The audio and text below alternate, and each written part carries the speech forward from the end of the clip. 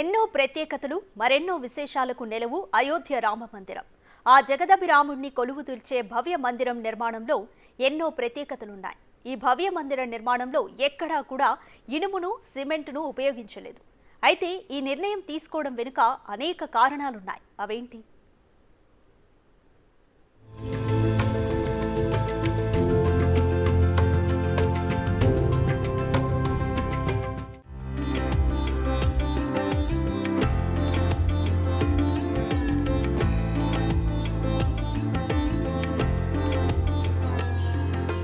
ఇనుము లేదు, సిమెంట్ ఆనవాలు అసలే లేదు. అయినా చూపరులను ఆకట్టుకుంటూ కళ్ళు తిప్పుకోని విధంగా నిర్మితమైంది అయోధ్య రామ మందిరం.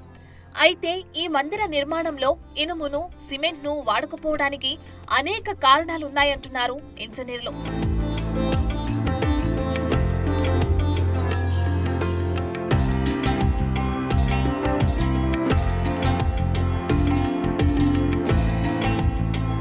అయోధ్య రామ మందిరం చరిత్రలో శాశ్వతంగా నిలిచిపోవాల్సిన కట్టడం.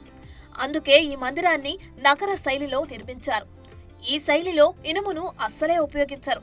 ఇనుమును ఉపయోగిస్తే అది తుప్పు పట్టే అవకాశం ఉంది. అందుకే ఇనుమును ఉపయోగించలేదని ఇంజనీర్లు చెబుతున్నారు.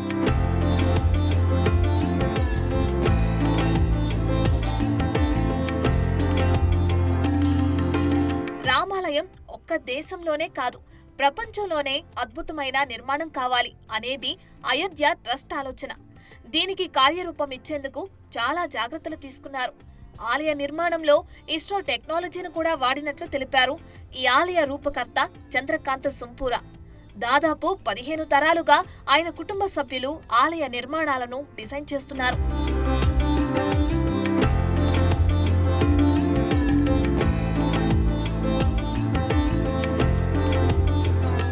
ఆలయ నిర్మాణంలో ఇనుము, సిమెంట్ను ఉపయోగిస్తే దాని జీవితకాలం 80 నుంచి 90 సంవత్సరాలకే పడిపోతుందంటున్నారు నిపుణులు.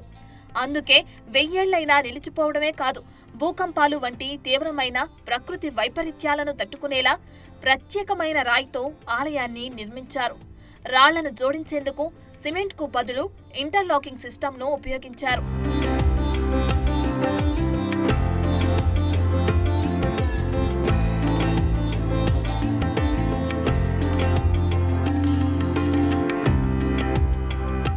అయోధ్య రామ మందిరాన్ని 3 అంతస్తుల్లో నిర్మించారు. ఇంటర్లాకింగ్ సిస్టమ్ను ఉపయోగించి నిర్మిస్తున్న ఈ నిర్మాణం 1000 ఏళ్లైనా చెక్కు చెదరదని ధీమా వ్యక్తం చేస్తున్నారు ఇంజనీర్లు. పూర్వకాలంలో ఇలాంటి టెక్నిక్తో కట్టిన నిర్మాణాలు ఇప్పటికీ కూడా చెక్కు చెదరలేదని చెబుతున్నారు. అయితే ఓవైపు పురాతన శైలిని అనుసరిస్తూనే అత్యాధునిక పద్ధతుల్లో నిర్మాణం కొనసాగిందంటున్నారు. 21వ శతాబ్దపు అత్యాధునిక టెక్నాలజీతో ఆలయ నిర్మాణం కొనసాగిందంటున్నారు.